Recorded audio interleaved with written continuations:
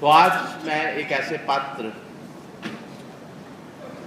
की चर्चा करने जा रहा हूं जिन्होंने जो आज हमारे तीर्थ स्थान है वो तीर्थ स्थान वैसे ना रहते, वैसे ना होते जैसे आज हम उनको देखते हैं। क्योंकि स्वामी जी के स्थान स्थान पर जो लीला कार्य हुए उनका मुख्य तौर पे इतिहास में तो लेखन हो गया, स्थान पोथी में तो लेखन हो गया कि कौन कौन से स्थान है जहाँ स्वामी जी गए, विश्राम किया, जो अवस्थान है, जो चरणचारी स्थान है, जो महास्थान है, वो कौन कौन से हैं। उनका इतिहास में तो जिक्र हो गया, लेकिन वास्तव में उनका रक्षण करना, उन स्थानों का ध्यान करना, ताकि कल वो स्थान किसी और के कब्जे में ना आ जाए या उनकी उचित देखभाल ना हो। तो उचित देखभाल अगर नहीं होती, स्थानों का संरक्षण नहीं होता, वहाँ पे ओटे नहीं बनवाए जाते, वहाँ पे ऊपर छतर नहीं बनवाए जाते, तो फिर संरक्षण कैसे हो पाता। सर्दी, गर्मी, बारिश, समय के साथ साथ वो स्थान जो है धूमिल पड़ जाते। और हम आज जिन स्थानों पर जाकर ओटों के नमस्कार करते हैं, हमने जानना है कि ओटे सबसे पहले बनवाए किसने, किसने साहस किया।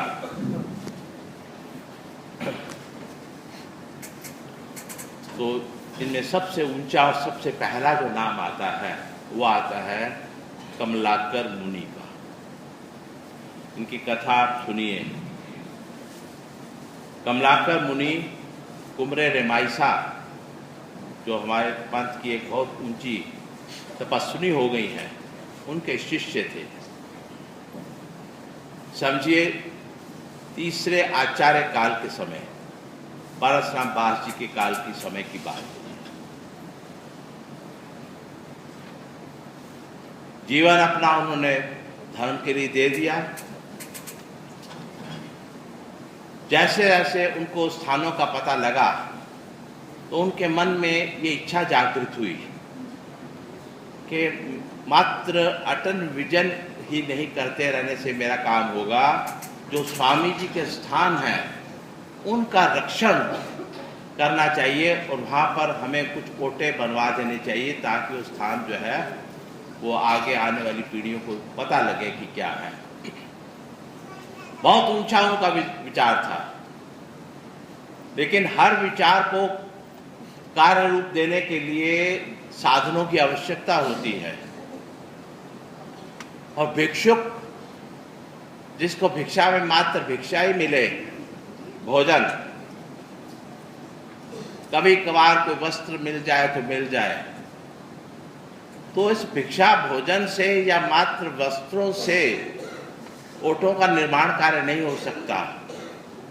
और हम जो जयकारा लगाते हैं 1650 तीर्थ स्थानों का, तो 1650 तीर्थ स्थान उनके ओटे बनवाना, बांध काम करवाना वो कुछ सरल नहीं था। तो उसके लिए धन चाहिए, धन है नहीं। तो मन में एक इच्छा है,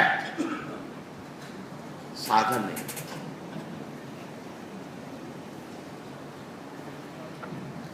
उनकी एक शिष्या कमलाउसा,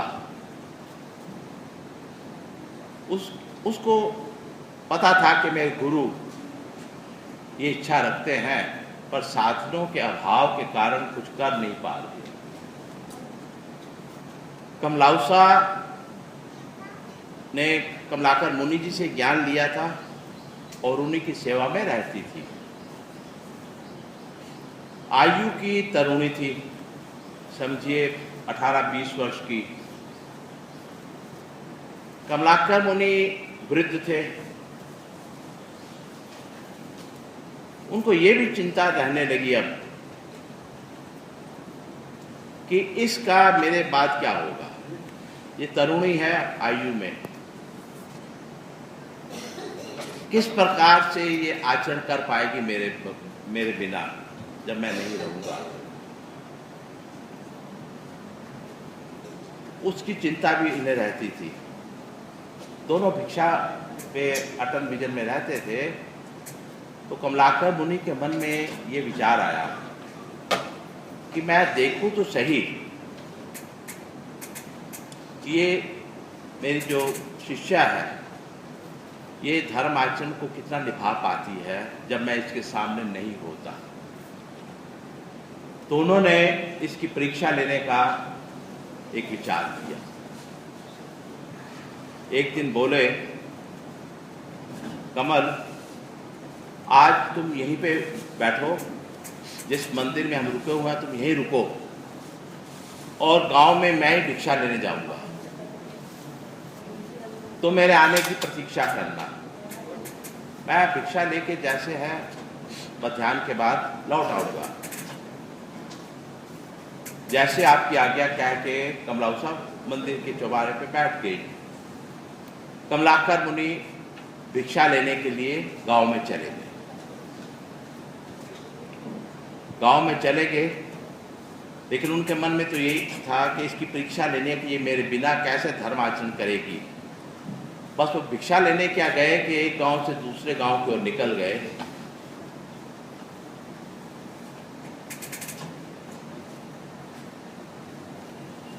कमलाउसा प्रतीक्षा करती रही कि कब गुरुजी लौटेंगे, कब भिक्षा लाएंगे और मैं और गुरुजी भिक्षा करेंगे।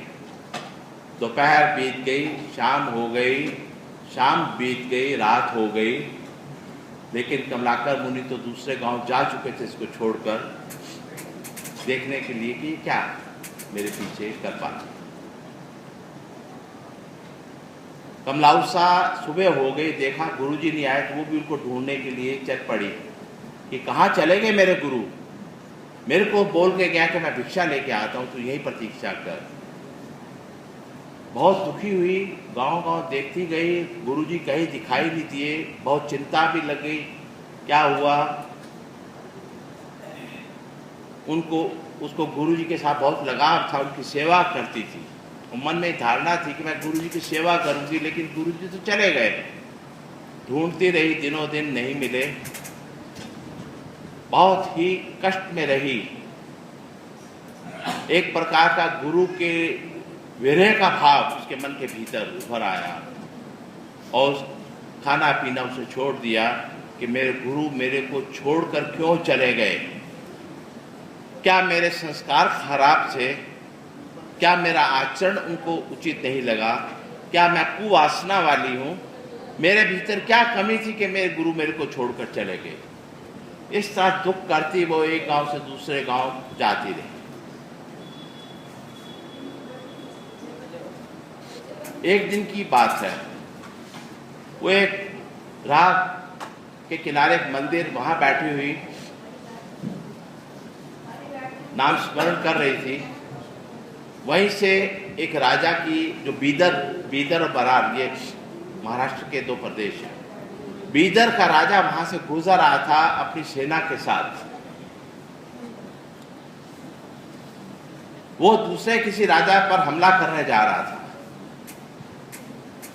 राजा अपने घोड़े पे बैठा हुआ था, एकदम उसका ध्यान एक तपस्विनी की ओर गया।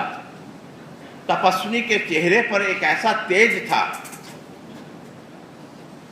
कि राजा ठिठक गया, घोड़े से उतर पड़ा और तपस्विनी के आगे हाथ जोड़कर प्रार्थना करता है, भाई जी, मेरे को आपके चेहरे से एक तेज दिखा, एक दिव्यता दिखी। मुझे ऐसा आभास हुआ कि आप जो बोलेंगी सत्य बोलेंगी। आपके मुख की वाचा जो है वो सत्य वाचा है। मैं किसी राजा के ऊपर हमला करने जा रहा हूं। कृपया आप बताइए कि मैं सफल होऊंगा कि नहीं, मैं जीतूंगा कि नहीं, ये मैं आपके मुख से सुनना चाहता हूं। कमलाउसा ने राजा के चेहरे की तरफ देखा और एकदम अनायास ही कमलाउत्सा के मुख से निकल आया, हाँ राजा तुम जीतोगे। राजा एकदम प्रसन्न हो गया कि जिस तपस्वी के ऊपर मेरी निष्ठा है कि इसके मुख से सदा सत्य ही निकलेगा, कोई पहले की कोई पूर्व परिचय नहीं है। लेकिन कई बार हम किसी तपस्वी को मिलते हैं, किसी ऊंचे ज्ञानी को मिलते हैं, किसी विद्वान को मिलते हैं, तो मन में एकाएक अनायास ही श्रद्धा भाव उमड़ पड़ता ही है।